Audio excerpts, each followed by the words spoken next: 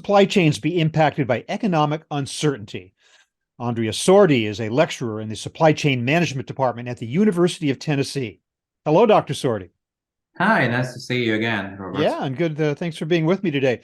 How do you see the overall supply and demand picture right now? Where are the biggest trouble spots in supply chains? Well, I think we are kind of seeing the effect of a post-pandemic. You see consumer kind of reacting in a very active way to spike of demand and uncertainty in the market. Obviously, there are shortage of some components, some materials, and some products where are pushing prices up and spikes demand even further up. I think what we are observing is a sort of post effects of the pandemic syndrome in a way, where that syndrome of the shortage of the toilet papers, and now when you see shortages on the shelf, I think the consumers are going to go and buy even more before that situation is getting worse, which is going to spike the demand Mm. beyond any single provision that supply chain planners can do.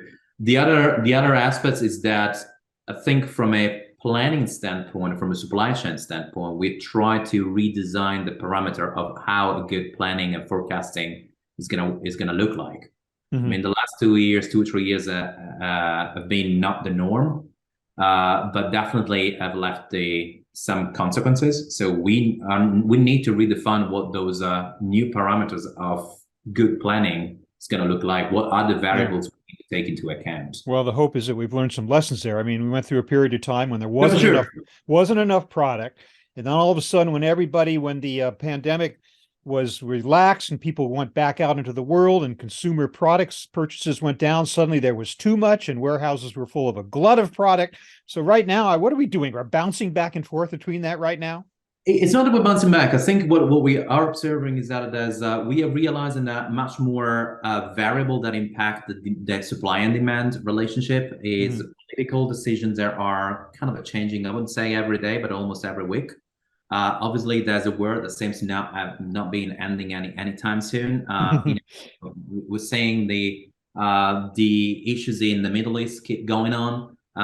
So and when the price of crude oil is going down, and then all of a sudden you're shutting down supply and the price goes up. So there's a lot of variables that are playing into the mix. And I think what to your point, what we learned over the last 2 to 3 years is that forecasting and forecasting demand and forecasting prices is not a few variable exercise. It's a multi-complex variable exercises, and those variables are intertwined. So it's Mm. not that simple, and that's the new norm we try to redescribe and redefine and how to manage it. Hmm. Do you think that means that we no longer feel like we need to settle on like one number for a forecast, and maybe we can have a range that can be adjusted depending on what actually happens, thereby making supply chains a little more adjustable to reality when it occurs? I think the adjustments needs to take into account much more factors than what we used to Mm. take in before. And what I'm also seeing that organizations are less adverse to inventory where possible. There's net negative feeling about having a little bit too much inventory, if that additional inventory can be a solution to that variability that we're trying to predict. I see. Yeah. Do you believe, I mean, all this talk about whether we are in a recession or whether we're going to have a recession this year, a lot of disagreement about that. But what are retailers doing? Are they preparing for a recession anyway? And if so, how? That's a quite of interesting question. I'm not an economist, so I can't tell you whether we're going to be in a recession or not. I think, Economists can't tell you either, by the way. yeah, no, So exactly. you So don't yeah, need to. we're not very out to very good plan here. Mhm. I think what retailers are preparing to do, they are preparing to protect their business and their margin. In a way, they're protecting their supply, they're protecting the availability of product to sell, but also they're protecting their pricing, their margin. Mhm. which in a way could trigger more demand on the consumer side if the consumers are perceiving that prices are going keep going up. And that's kind of a weird virtuous cycle that is keep on feeding itself. That's dynamic that we are into. Are going to be all the economic policies that the central bank are trying to achieve going to calm everything down without pushing up into a recession? I don't know. But I think from a supply chain standpoint, I think this hectic dynamic of demand and supply going spiking up and down is going to be something that we're going to keep seeing for a little while, at least in a number of industries. Yeah. One response to that might be, as you said, a little bit more inventory, more buffer stock in the system. That, of course, raises costs. That's a drag on your balance sheet. You're trying to control your, as you say, your profit margin, and yet prices are having to go up because of inflation.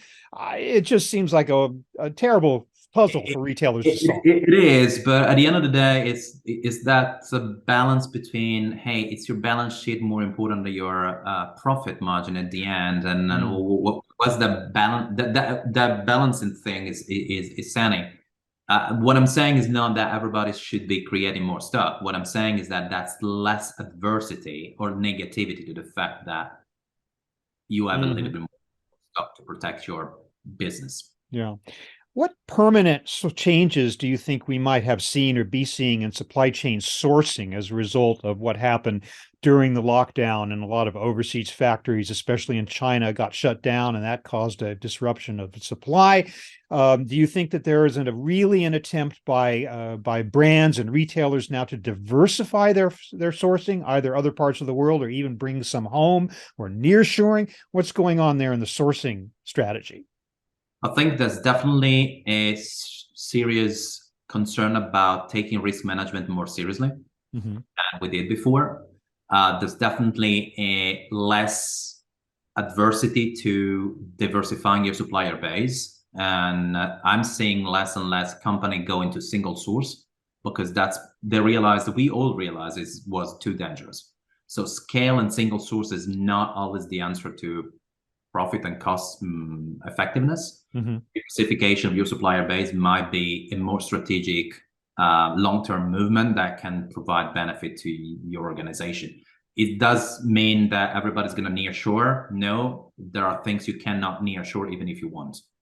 Raw materials and I mean, things like that. You're in the chocolate business. I can't grow cocoa beans in my backyard here in Tennessee. I still need to source from somewhere else. Now, the question is how I'm going to be sourcing, how I'm going to be de-risking that supply chain. That's where I think organizations are focusing their attention at the moment.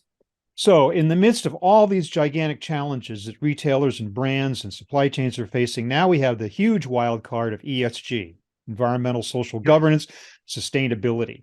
How do they work that into the strategy? How might that manifest itself in terms of supply chain strategies going forward? Well, it's not nice to have anymore. I mean, if you think about consumer asking for that, investor asking from that, regulator asking from that. So it's something that you need to embed in your sourcing strategies, in your supply chain decision as of the design of your supply chain.